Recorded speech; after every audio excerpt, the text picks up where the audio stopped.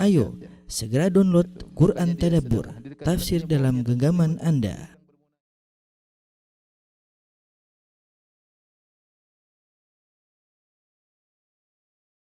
Pada kesempatan kali ini insya Allah kita akan membahas topik tentang bagaimana menjaga iman di masa pandemi ya. Tidak terasa sudah ya sangat panjang ternyata pandemi sudah kita jalani ya. Dari sekitar bulan Maret ya, sekarang sudah bulan September ya. Sudah berbulan-bulan dan kita sudah mengalami kondisi dari lockdown, kemudian PSBB, kemudian kehidupan normal biasa, kemudian PSBB kembali dan menunjukkan bahwasanya situasi pandemi belum bisa stabil ya. Sebagian daerah tadinya hijau kemudian jadi merah, kadang hijau kemudian merah kembali ya. Dan ini terjadi kita lihat dengan berdasarkan kabar-kabar yang sampai kepada kita. Oleh karenanya seorang muslim, seorang mukmin menghadapi sesuatu yang tidak jelas di hadapan kita, dia harus memiliki pegangan ya dalam menjalani kondisi tersebut ya. Namun sebelum kita masuk lebih dalam, saya ingin ingatkan bahwasanya adanya pandemi ini memberikan hikmah yang luar biasa kepada kita semua, bahwasanya manusia itu sangat lemah ya, tidak mampu menghadapi virus yang tentunya ini terjadi atas kehendak Allah Subhanahu wa taala.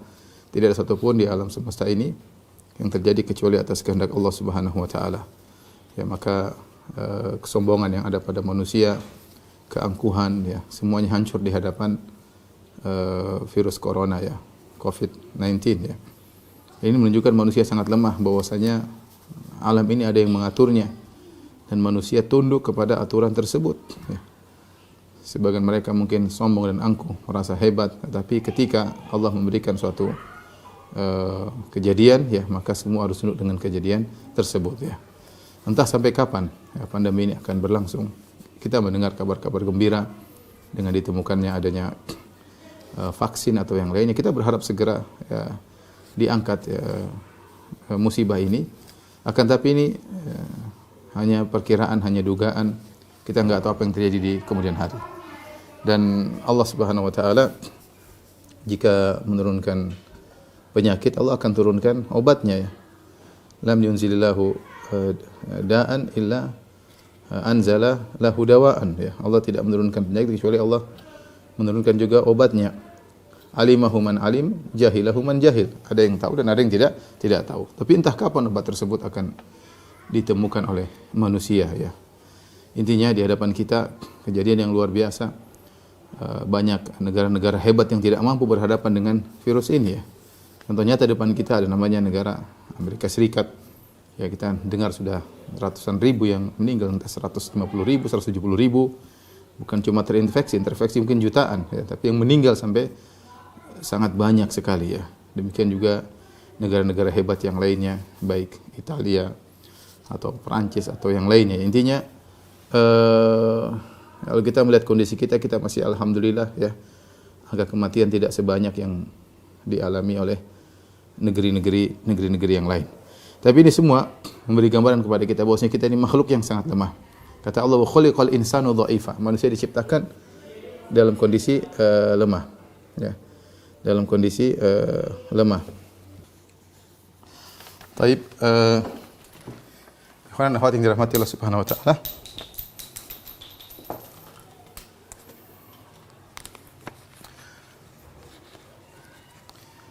Saya bilang hikmah dari adanya pandemi.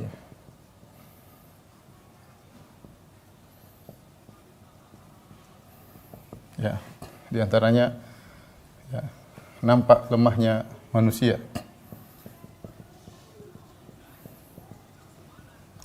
Semua kesombongan yang mereka ya, bangga-banggakan tidak ada manfaatnya di hadapan pandemi ya. Kemudian di antaranya nampak ya model-model manusia dalam menghadapi pandemi.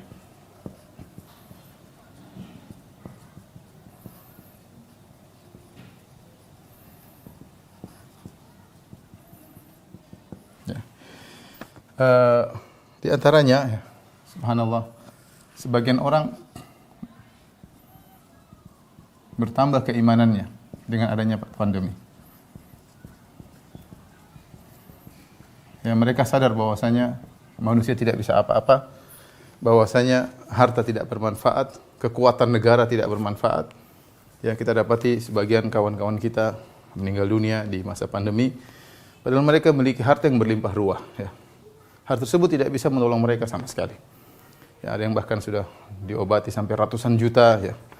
Lebih daripada itu, ternyata tidak bermanfaat sama sekali harta yang mereka miliki. Sebagian orang-orang ketika mengalami pandemi kembali kepada Allah Subhanahu wa taala. Ini adalah sikap yang sangat luar biasa. Ya, kembali kepada Allah Subhanahu wa taala, ya. Bahkan sebagian orang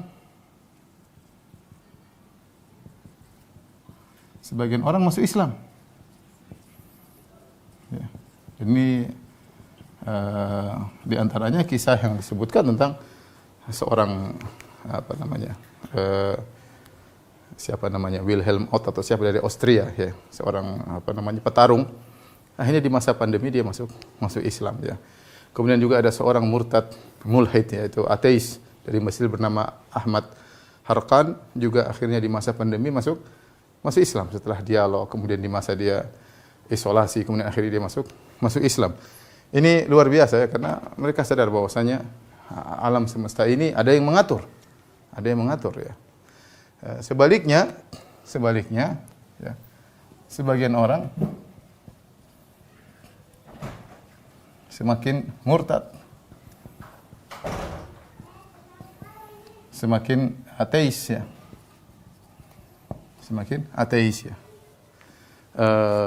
Sampai Ahmad Harqan dia punya banyak klip-klip YouTube yang tadinya dia menjelek-jelekan Islam, akhirnya dia minta kepada seluruhnya agar dihapus. Dia sadar, dia menyatakan Islamnya, kemudian dia mengucapkan syahadatain, dan ini adalah nikmat di masa-masa pandemi seperti, kemudian dia kembali kepada Islam. Namun sebagian juga ada yang malah sebaliknya, ada yang murtad, kemudian ada yang semakin ateis, ya, menganggap bahwasanya Tuhan tidak sayang dan yang lainnya. Dia tidak bisa memikirkan tentang hikmah. Bahkan saya lihat di sebagian klip, sebagian orang-orang Nasara kemudian mengambil salib, kemudian mereka masukkan ke, ya, bokong mereka dan yang lainnya, penghinaan-penghinaan terhadap agama, dan ini terjadi. Ini semua dampak dari pandemi, ya. Dampak dari pandemi. Namun ada fenomena yang aneh, ya, yaitu ketika sebagian orang ingin kembali kepada agama di masa pandemi, tetapi ternyata ada kesalahan-kesalahan dalam memahami agama. Ini yang mungkin mau kita bahas, ya, yaitu kembali kepada agama, ya, atau semakin kokoh.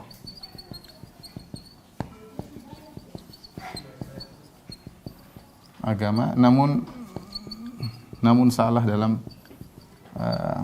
mengambil sikap, ya.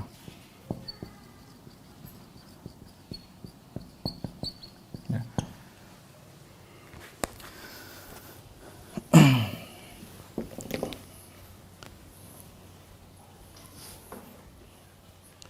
Taib, para ikhwan dan akhwat, bapak dan ibu yang dirahmati Allah Subhanahu wa taala, ya.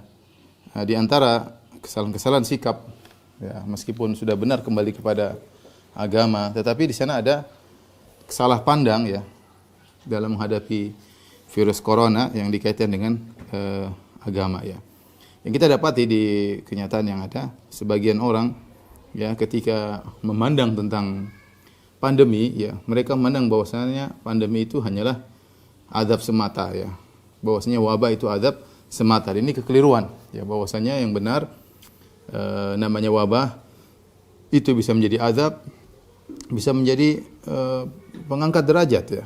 Oleh karenanya Nabi telah menjelaskan dalam hadis Aisyah radhiyallahu taala anha bahwasanya Nabi mengatakan bahwasanya taun, wabah, dahulu Allah pernah kirimkan sebagai azab suatu kaum, tetapi bagi kaum muslimin adalah rahmat, ya, penghapus dosa-dosa.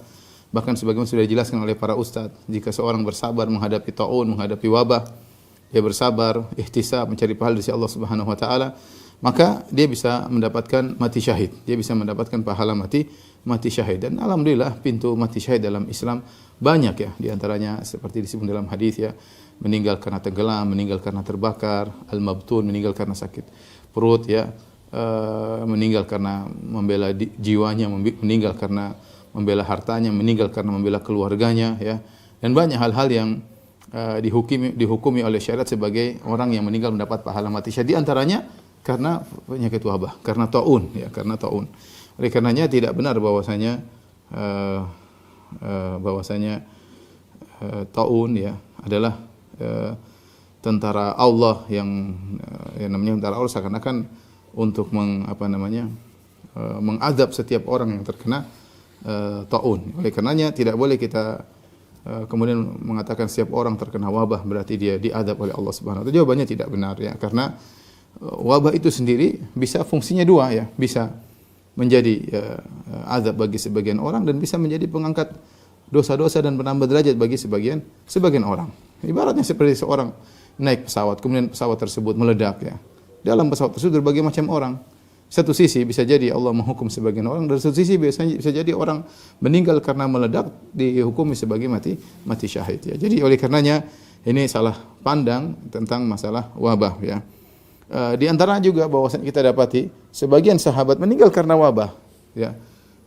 Seperti taun Amwas ya, terkenal ketika terjadi taun sehingga ribuan atau bahkan puluhan ribu para sahabat dan orang-orang yang para tabi'in yang hidup ketika itu banyak yang meninggal gara-gara taun Amwas. Dan ini dalil bahwasanya ada orang-orang soleh yang juga meninggal gara-gara taun Amwas. Bahkan di antara mereka ketika sudah terjebak dalam suatu daerah yang situ terkena wabah, di antara mereka ada yang berdoa ingin meninggal dengan taun, karena Nabi mengabarkan orang yang meninggal karena taun adalah mati syahid. Mereka ingin mati syahid apakah dalam peperangan ataukah dalam jihad ataukah terkena penyakit. Intinya bahwasanya wabah itu bisa mengena siapa saja. Kita dapati juga kawan-kawan kita yang meninggal dunia, sebagian mereka terkenal sangat soleh. Ya, tidak ada orang menyebutnya kecuali memujinya. Ada kawan saya seperti itu ya. Tidak ada orang menyebut namanya kecuali memujinya. Ya. Meninggal karena wabah ya, wabah corona ya. Maka kita bilang semoga wabah tersebut ya Allah menghendaki kebaikan baginya sehingga mewafatkannya dalam kondisi mati syahid. Ini satu kondisi salah pandang dalam masalah wabah, meskipun kembali kepada agama, tetapi salah pandang dalam masalah hal ini. Sebaliknya ada juga sekelompok orang yang mereka ketika menghadapi pandemi kemudian tidak peduli ya, bahkan seperti menganggap corona itu tutup mata, seakan-akan corona itu tidak ada. Padahal kita tahu bahwasanya corona ini menimpa bukan cuma satu kabupaten, dua kabupaten, bahkan negara-negara di dunia. Dan sudah banyak orang meninggal dunia. Ini bukan hal hanya khayalan, ini kenyataan ada ya. Dan ini pandangan seperti ini bukan cuma ada di tanah air kita, juga ada di tempat-tempat yang lain ya, di negara-negara Islam yang lain. Ini memandang bahwa ini semua tidak ada, ini hanyalah khayalan, ini hanyalah konspirasi dan yang lain. Kita bilang mau konspirasi mau bukan konspirasi, kenyataannya virus itu ada. Ya, kenyataannya banyak yang meninggal, kenyataannya kawan-kawan dekat kita juga meninggal dunia, teman-teman kita, keluarga, sebagian keluarga dari kawan-kawan kita juga meninggal dunia. Ya, menghebohkan semua orang. Tidak mungkin satu dunia semua sepakat untuk berbohong bahwasanya ini tidak ada, ini benar-benar ada. Dan sebagian mereka juga tidak peduli, mereka tahu ada tapi mereka tidak peduli sehingga mereka tidak mengambil sebab ya, mereka tidak ikhtiar, tidak peduli ya, sehingga tidak mau, misalnya tidak mau pakai masker ya. Bahkan, dan ini bukan terjadi dialami oleh sebagian kaum muslim, bahkan di agama-agama lain juga. Kita dapati sebagian pendeta ada yang kemudian sampai tidak mau, sampai marah-marah, tidak mau pakai masker, tidak mau cuci tangan, tidak ada. Dia bilang, misalnya dia mengatakan Tuhan akan menjagaku, bahwasanya Al-Masih Isa akan menjagaku. Sampai ramai waktu itu di YouTube ya. Jadi menganggap tidak ada atau menganggap bahwasanya saya pasti akan dijaga meskipun tidak perlu berikhtiar. Ini contoh. Dan itu juga terjadi pada sebagian Yahudi, sebagaimana kita lihat di YouTube, yang kemudian mereka sengaja untuk buang ludah ke sana ke sini karena menganggap seakan-akan corona itu tidak ada, ataupun ada maka tidak akan berpengaruh selama kita berpegang teguh dengan agama ya. Dan ini juga kondisi yang salah. Ya. Jadi kalau saya mau saya ringkaskan sikap-sikap yang salah ya, di antaranya tadi ya, menganggap corona tidak ada.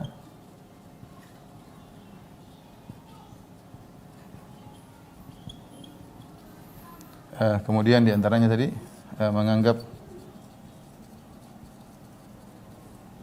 COVID tentara Allah untuk azab. Ini juga keliru, padahal bisa juga untuk rahmat ya. Ya, bahkan tadi saya katakan ini tidak benar ya.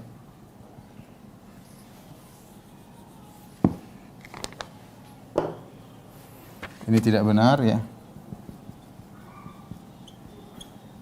Karena hadis menunjukkan bahwasanya wabah bisa merupakan sebab mati syahid.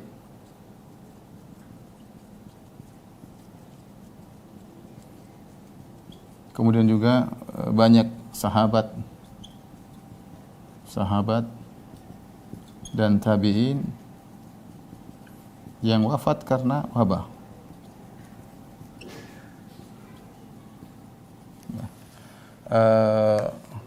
Di antara kesalahan tadi menganggap COVID tidak ada atau ya menganggap COVID ada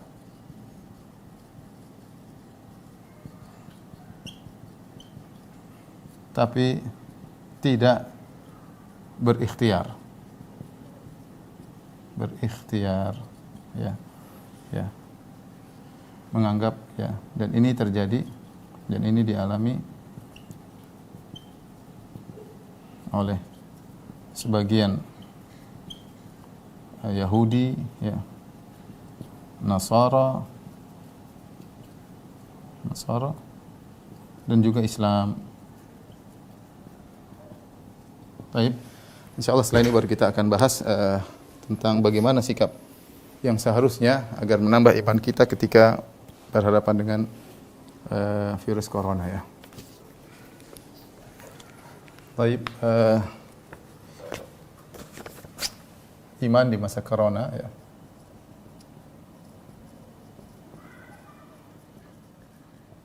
Ada hal-hal yang perlu kita perhatikan ya. Yang pertama, kita harus tahu bahwasanya takdir Allah ya. Allah menjalankan semua dengan takdir.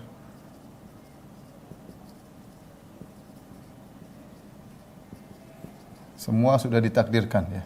Bahkan pandemi yang terjadi pun semua sudah ditakdirkan. Dan takdir ya, takdir Allah dijalankan dengan aturan sebab akibat ya, sebab dan akibat ya, sebab dan akibat. Semua berjalan dengan takdir, tapi semua takdir berjalan dengan hukum sebab akibat ya. Dalam urusan dunia maupun dalam urusan akhirat ya. Dari zaman dulu sampai sekarang ya, dalam urusan akhirat jelas kalau mau masuk surga sebabnya adalah beramal soleh ya, masuk surga sebabnya amal soleh, dan ini berlaku. Masuk neraka sebabnya bermaksiat, jelas ya. Ini berlaku dari dulu, dari seluruh nabi, zaman seluruh nabi sampai hari kiamat. Jadi takdir berjalan, tapi ada dalam takdir tersebut ada aturan sebab akibat. Yang bikin siapa? Allah Subhanahu wa taala. Urusan dunia pun demikian ya. Ini gampangannya, kalau mau kenyang ya makan. Ya makan ya. Ya. Mau sehat berobat misalnya, mau sembuh berobat ya. Dan lain-lain ya, ya. Ada aturan duniawi yang berjalan hukum sebab akibat. Mau punya anak, ya menikah ya. Mau punya anak menikah misalnya. Ya, mau punya anak menikah.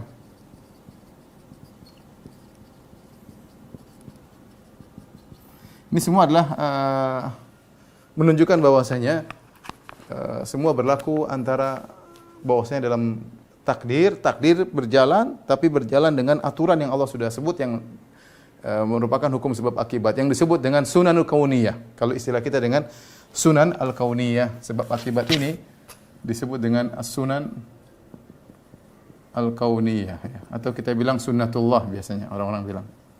Sunnatullah. Ini aturan-aturan Allah yang Allah jalankan dalam kehidupan dunia ini, baik berkaitan dengan urusan dunia maupun berkaitan dengan urusan akhirat. Kemudian yang perlu kita lanjutkan lagi, yang kedua bahwasanya tidak ada pertentangan antara tawakal dan ikhtiar.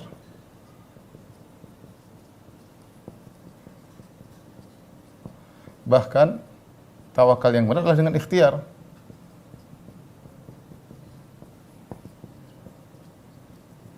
Adalah dengan ikhtiar. Dan ini terlalu banyak dalilnya bahwasanya tawakal yang benar dengan ikhtiar. Hadis yang masyhur Nabi SAW berkata, "Ikhilha wa tawakkal." Ikat ontamu dan bertawakal. Ya, ini dah benar. Ya. Ketika ada seorang yang masuk masjid, apakah ontanya dibiarkan di luar tanpa diikat, kemudian masuk masjid? Kata Nabi, enggak. Ikat dulu baru tawakal, itu yang benar. Ya. Jangan dibiarkan saja ya.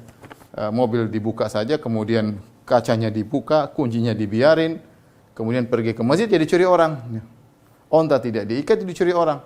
Tawakal yang benar, kau sudah berusaha, ikhtiar sebab, lakukan sebab, berikhtiar, setelah itu bertawakal kepada Allah. Dan contoh akan ini sangat banyak sekali. Lihat Nabi SAW. Semua, kalau kita baca sejarah Nabi SAW dari awal sampai akhir, semuanya berkaitan dengan ikhtiar. Semua berkaitan. Coba kita bicara masalah jihad. Rasulullah SAW ketika perang Uhud, apa yang dilakukan? Rasulullah SAW pakai helm. Bahkan Rasulullah SAW labisa dir'ain, pakai 2 lapis baju perang. Rasulullah SAW pasang strategi. Ya. Rasulullah SAW atur yang ini sebelah sini, semua ikhtiar. Rasulullah SAW punya mata-mata, mendengar kabar bagaimana tentang perjalanan orang-orang kafir, berapa jumlah mereka. Semua ikhtiar. Ya. Tidak ada kemudian asal tawakal berdoa kemudian ya, tidak melakukan ikhtiar. Ya. Ya, demikian ya semuanya. Ya. Semuanya Rasulullah SAW menyuruh para sahabat untuk bekerja, ya, untuk mereka juga para sahabat berdagang, mereka ada yang berkebun. Ya, mereka semuanya ikhtiar. Mau pintar ya mereka belajar ngaji, mereka menghadiri pengajian Nabi sallallahu alaihi wasallam ya. Jadi kalau kita baca sirah dari awal sampai akhir, semuanya berkaitan dengan ikhtiar ya. Jadi tawakal yang benar adalah tidak bertentangan dengan ikhtiar. Maka salah kalau sebagian orang kemudian mengatakan tidak perlu takut kepada corona ya. Tidak perlu takut kepada Covid. Ini juga bisa benar, bisa salah dari sudut pandang yang mana. Oleh karenanya kelanjutannya kita mengatakan ini di antara kesalahan adalah bahwasanya tidak membedakan antara takut yang boleh dan takut yang tidak boleh. Takut tabii ya, itu boleh dalam Islam. Ya, takut tabii itu dalam Islam. Apa maksud takut tabii itu? Takut dengan hal yang benar-benar nyata perlu ditakuti. Contoh seperti takut kepada senjata, takut terhadap penyakit, takut terhadap singa, takut terhadap macan ya. Ini boleh ya. Ini boleh. Makanya saya sering sampaikan dalam pengajian saya, ada sebagian orang yang kemudian salah paham. Dia bilang tidak boleh takut kecuali hanya kepada Allah Subhanahu wa taala, tidak boleh takut kepada macan, tidak boleh takut kepada singa. Ini salah ya. Kita takut kepada sesuatu yang mengkhawatirkan kesehatan kita, mengancam nyawa kita, itu boleh dalam Islam, itu benar. Itu tidak dilarang ya, dan itu suatu yang tabii, suatu yang alami. Oleh karenanya Nabi Musa alaihissalam ketika dikejar oleh pasukan Firaun, kata Allah, fa kharaja minha khaifan yataraqqab. Maka Musa pun keluar dari Mesir takut, khawatir tiba-tiba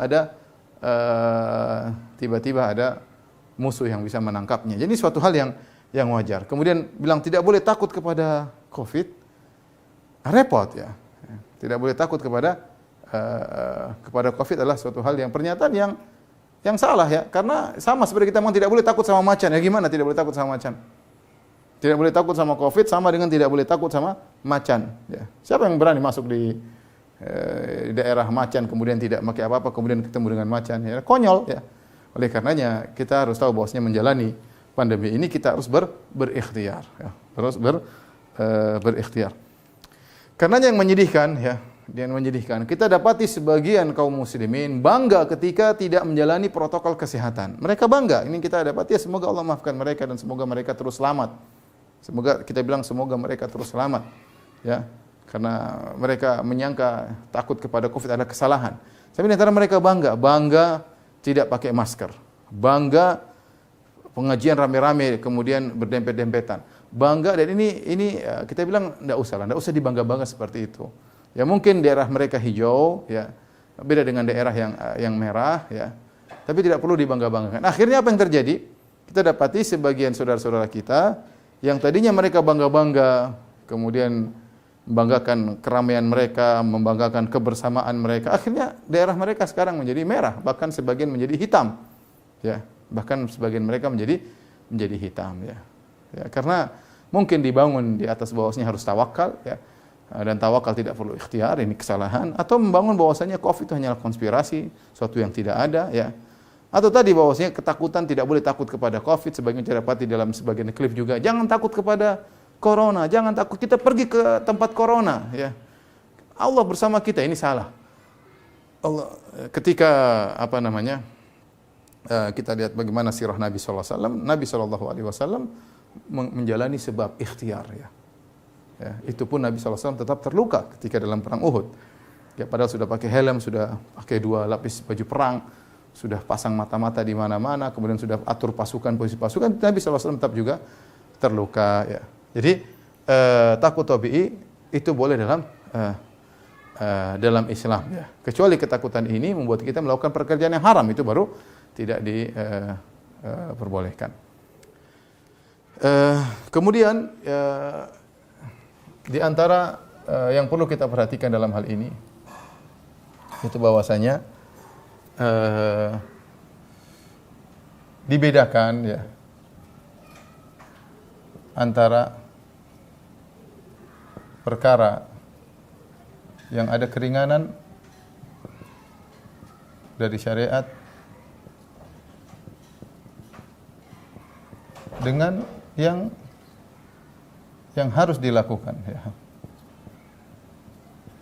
Saya ingin menyampaikan ini maksudnya apa? Saya ingin menyampaikan bahwasanya contoh masalah ke masjid, ya, masalah sholat di masjid. Sholat di masjid, ya. Para ulama telah membahas kalau daerah itu hitam atau merah, seorang yang khawatir bisa terkena penyakit, dia boleh tidak sholat di masjid. Ini bukan berarti melanggar perintah Allah. Ini Allah kasih keringanan, ya. Dan ini sudah dibahas oleh para fuqaha, dan ini sudah sering dijelaskan oleh para ustadz, ya, para ulama satu dunia sudah menjelaskan. Boleh seorang tidak ke masjid, ya, kalau daerahnya hitam, ya. Kalau hijau ya ke masjid. Oleh karena yang saya praktikkan pun demikian. Saya di daerah seperti Jakarta, saya mungkin tidak ke masjid karena memang lagi parah.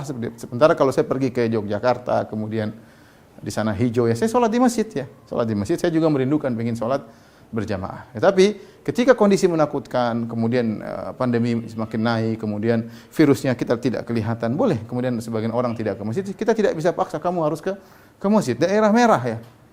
Daerah merah, ya. Banyak orang terkena penyakit, banyak orang meninggal dunia, ya. Oleh karenanya kalau ada keringanan maka boleh kita mengambil keringanan tersebut, ya. Seperti tadi orang puasa kemudian dalam kondisi sakit, kita bilang sudah jangan paksa puasa, kamu boleh berbuka. Kamu boleh berbuka. Sama seperti seorang misalnya sedang bersafar, ya, dia boleh tidak berpuasa. Keringanan, ya. Sama seperti seorang khawatir meninggal dunia, dia boleh makan daging babi, kalau tidak dia makan dia akan meninggal dunia, ya. Sama seperti hujan, seorang boleh tidak ke masjid dalam kondisi apa? Hujan, bahkan pecek yang berat seorang boleh tidak ke masjid karena ada pecek yang bisa membuat dia berat ke masjid, boleh dia tidak ke masjid. Sama seorang boleh, para ulama mengatakan boleh tidak ke masjid kalau khaufan minal marad, takut dia terkena penyakit. Dan banyak hal yang kalau kita bicara dalil boleh-boleh saja yang menunjukkan seorang boleh pergi tidak ke masjid. Kalaupun ke masjid, ya. Kalaupun ke masjid maka boleh melakukan protokol kesehatan.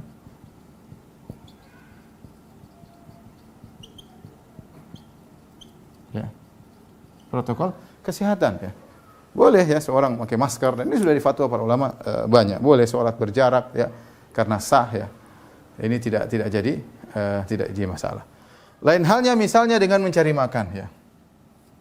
Lain halnya ya, mencari makan. Cari makan ya, kita nggak ada jalan lain kecuali harus bekerja, ya. Tidak ada jalan lain kecuali harus bekerja. Kalau bisa bekerja di rumah, tentu itu yang baik, ya, work from home itu yang terbaik. Kalau tidak bisa harus keluar, ya mau apa lagi? Kalau enggak kita enggak makan, ya. Tidak semua kita di rumah kemudian bisa diberikan makan. Kalau kita di rumah bisa diberi makanan, ada yang menjamin, ya kita ngapain keluar? Ngapain keluar? Tapi sebagian orang kita kasih uzur. Mereka harus keluar kerja, ya. Mungkin harus ke pasar, harus kemana. Ya kalau enggak ada yang kasih makan mereka. Kita bilang ini darurat, lain cerita. Maka tidak bisa dikiaskan dengan masjid, ya. Lain halnya kalau ada orang tidak darurat, kemudian pergi ke diskotik, kemudian pergi ke bioskop, ya. Kemudian tidak darurat, kemudian campur dekat-dekatan tanpa social distance, ya. Ini kita bilang salah. Anda ke masjid tidak mau, tapi pergi ke sini mau. Ini salah, ya. Ke masjid tidak mau, tapi kalau ke keramaian tanpa ada darurat, kemudian tidak ada masalah, ya. Ini jadi tanda pertanyaan, ya. Tapi kalau dia memang tidak ke masjid karena menjaga kesehatan, kemudian dia terpaksa keluar kerja karena darurat, ya kita bilang lain, ini babnya lain. Kalau ini ada keringanan, tidak ke masjid. Kalau ini, ya bagaimana lagi? Tapi seandainya dia bisa kerja di rumah, maka hendaknya dia di rumah.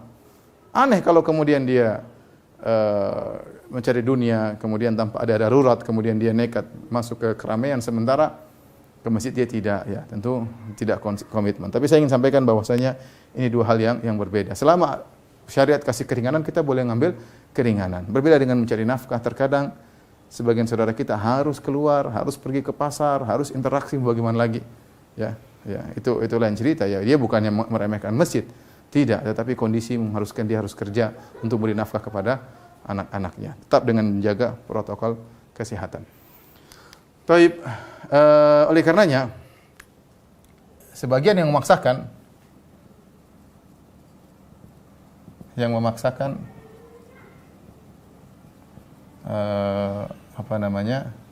tidak protokol kesehatan,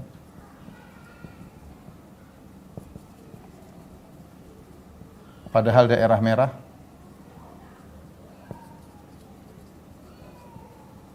ternyata tidak konsisten, tidak konsisten. Ya, contoh, ya, ketika urusan masjid, sholat di masjid, tidak mau pakai masker. Ya, tidak mau pakai masker, harus rapat.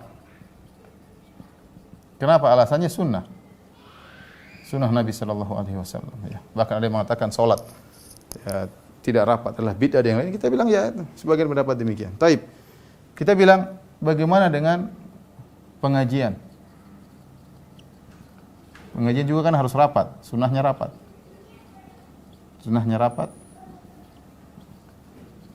Di masjid umum, ya. Masjid umum, jangan ada yang dilarang masuk, ya. Ternyata tidak dipraktekkan. Kemudian juga misalnya, ya, menjenguk orang sakit.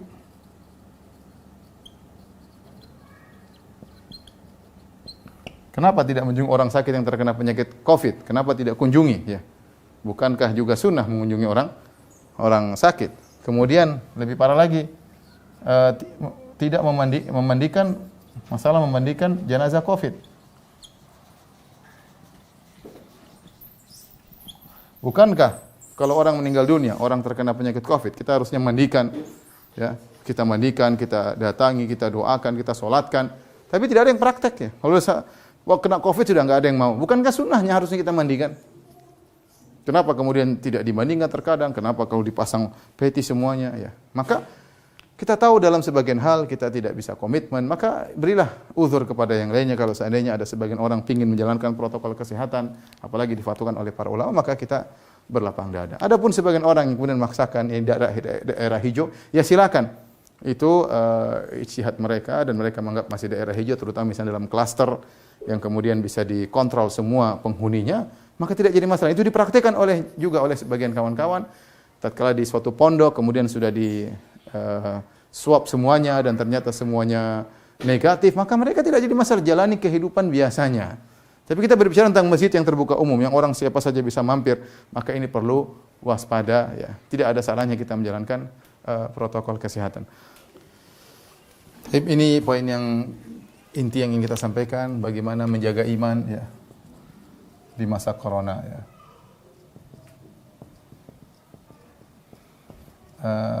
Tentu banyak hal yang menyedihkan yang kita dengar ya.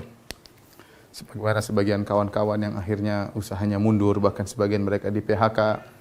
Kemudian bahkan sebagian kita dengar saudara-saudara kita di suatu kota istrinya pada minta cerai karena suaminya tidak bisa menafkahi dan yang lainnya. Subhanallah, memang ini ujian ya, ujian berat ya. Tapi dialami oleh hampir semua orang ya. Hampir semua orang ya. Ada juga alhamdulillah sebagian orang meskipun di masa pandemi tetap saja Allah mudahkan urusannya ya.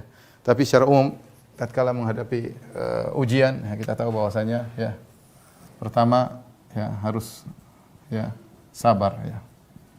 Sabar dengan musibah ini. Di antaranya yakin bahwasanya di balik musibah ini ada hikmah. Ada hikmah yang mungkin kita tidak tahu apa hikmah tersebut.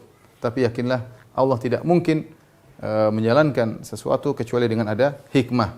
Karena Allah adalah Al-Azizul Hakim. Dialah yang maha mengetahui dan dia adalah yang Al-Hakim ya. Saya kemarin sempat singgung masalah ketika Allah ingin menciptakan Nabi Adam alaihissalam, maka malaikat bertanya, "Ataj'alu fiha ma yufsidu fiha wa yasfikud dima?" Wahai ya Rabb, apakah engkau akan menciptakan Adam yang akan melakukan kerusakan di muka bumi, keturunannya maksudnya, dan juga akan menumpahkan darah? Kata Allah, "Inni a'lamu ma la ta'lamun." Aku tahu apa yang kalian tidak ketahui. Kemudian akhirnya malaikat setelah ditanya tentang nama-nama, mereka tidak tahu, mereka berkata, "Innaka antal azizul hakim, innaka antal alimul hakim." Sungguhnya engkau adalah Al-Alim yang maha mengetahui segalanya, Al-Hakim yang maha bijak dalam segalanya. Oleh karenanya Allah Subhanahu wa taala adalah Al-Alimul Hakim. Allah maha tahu apa yang dia kerjakan dan semua sebelum terjadi sudah Allah takdirkan, dan Al-Hakim Allah yang maha bijak, maha hikmah. Tidak ada yang terjadi kecuali pasti ada hikmahnya. Kemudian yang kedua, ya, ingat ya, jika bersabar dapat pahala. Ya. Kemudian juga akan diberi solusi oleh Allah, cepat atau lambat ya. Ya, cepat atau lambat. Benar-benar kita harus bertawakal kepada Allah. Sudah berusaha tawakal kepada Allah Subhanahu wa taala. Akan banyak pertolongan yang Allah berikan dari jalan yang kita tahu maupun jalan yang kita tidak tahu. Wa may yattaqillaha yaj'al lahu makhraja. Kata Allah, "Wa may yattaqillaha yaj'al lahu makhraja." Siapa yang bertawakal kepada Allah, Allah akan kasih jalan keluar. Yang penting tawakal Anda benar. Yang penting Anda takwa Anda benar. Yakin pasti ada solusinya. Apapun yang Anda hadapi ya. Ya. Kalaupun Anda akhirnya harus meninggal dunia, kita di atas kesabaran. Berarti itu yang terbaik bagi seseorang. Yang penting dia bertakwa kepada Allah Subhanahu wa taala. Ista'inu bis sabri was salat. Kata Allah, jadikanlah sabar dan salat sebagai penolongmu. Jangan lupa banyak sabar, banyak salat ya. Barang saya bersabar, Allah akan berikan solusi baginya cepat atau lambat. Ini harus kita yakini ya. Kemudian yang berikutnya ya, lakukan ya amal soleh ya sebanyak-banyaknya.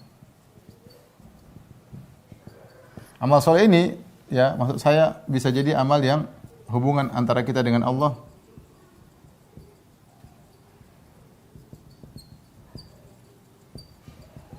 kemudian hubungan antara kita dengan manusia yang lain.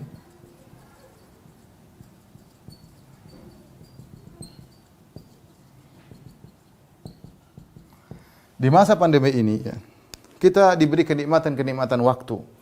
Kita diberi kenikmatan waktu oleh Allah Subhanahu wa taala. Ada waktu luang. Ini Kalau saya bicara saya pribadi yang jarang saya dapatkan ketika di luar masa pandemi. Dalam kondisi yang menyedihkan ini ada hikmah. Allah berikan waktu luang yang banyak ya. Banyak work from home misalnya, kerja di rumah ya. Dan itu membuat kita, kemudian PSBB, aturan buat kita banyak di rumah. Saatnya kita dekatkan diri kita kepada Allah Subhanahu wa taala. Ya. Kita sudah melewati masa-masa sulit di masa bulan Ramadan di rumah ya. Lebaran di rumah ya. Alhamdulillah kita melewati.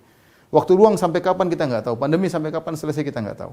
Maka jangan kita hanya terbengong, bingung. Kita harus punya program. Ya. Saya ingin misalnya khatam Quran dalam berapa bulan misalnya. Mungkin bisa kita lakukan. Saya ingin ngaji, saya ingin nulis buku, saya ingin selesai dalam waktu ini. Lakukan. Kita nggak tahu kita mau hidup sampai kapan.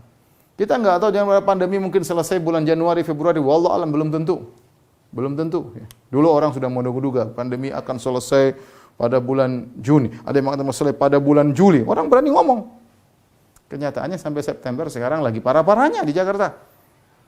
Kita nggak tahu ujungnya pandemi ini, nggak tahu. Oleh karena kita nggak tahu ujungnya, waktu yang Allah berikan kepada kita, dekatkan diri kita kepada Allah. Menangis salat malam, menangis kepada Allah Subhanahu, minta solusi. Kalau tidak punya harta, minta kepada Allah sambil usaha. Ya. Curhat kepada Allah Subhanahu wa taala. Ya. Jadi ini penting, hubungan kita dengan Allah kita perbaiki. Kalau yang bisa salat, yang bisa puasa sunnah, lakukan puasa sunnah.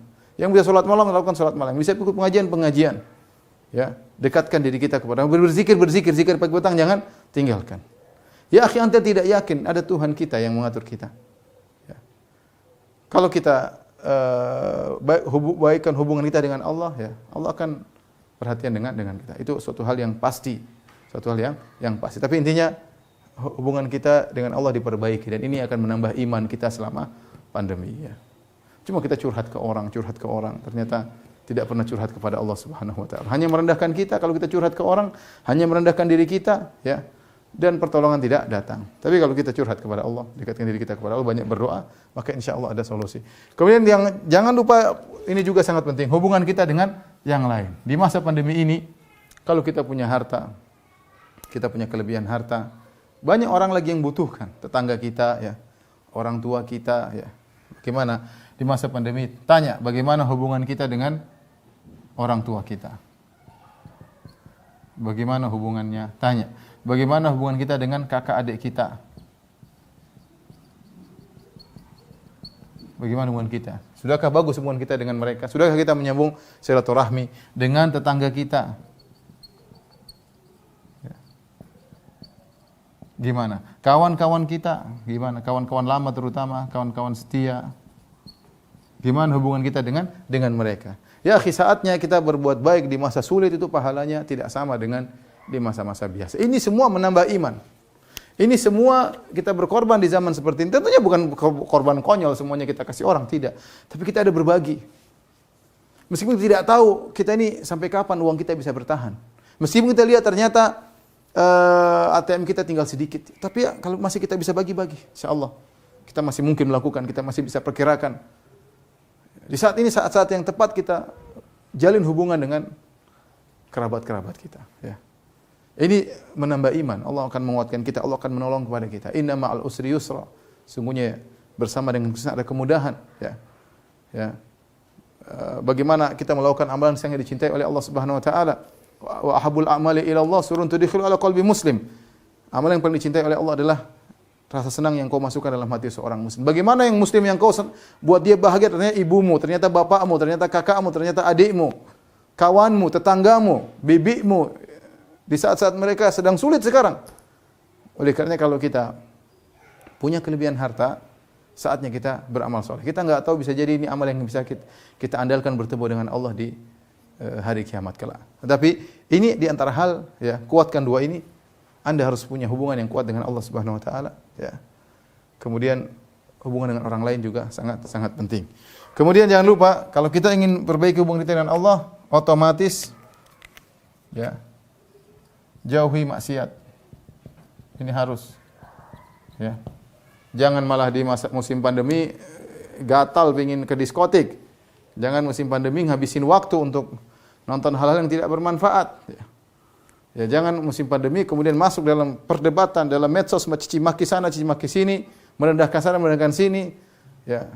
Hal-hal yang tidak jelas apa yang kita bela, Dasar apa kita berbicara? Yang kita bela juga enggak jelas. Bagaimana berhakkah untuk kita bela? Bisakah kita pertanggungjawaban pembelaan kita di hadapan Allah Subhanahu wa taala? Tinggalkan itu semua.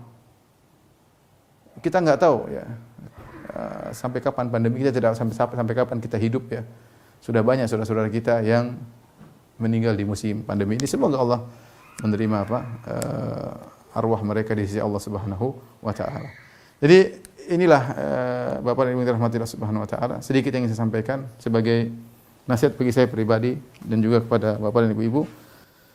Semoga di musim pandemi yang tidak jelas sampai kapan mau selesai, kita masih bisa menjaga iman kita ya. Jangan sampai di musim pandemi malah kita semakin jauh dari Allah Subhanahu wa taala.